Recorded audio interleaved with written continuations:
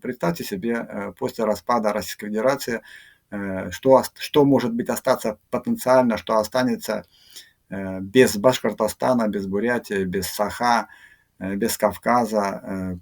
Мне кажется, что им будет не до каких-то экспансий там как бы выжить на этой территории.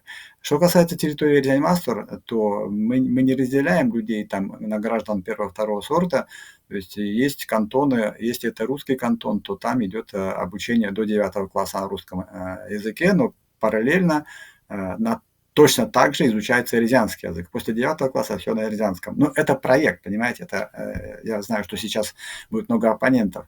Вот так, то же самое в татарских кантонах.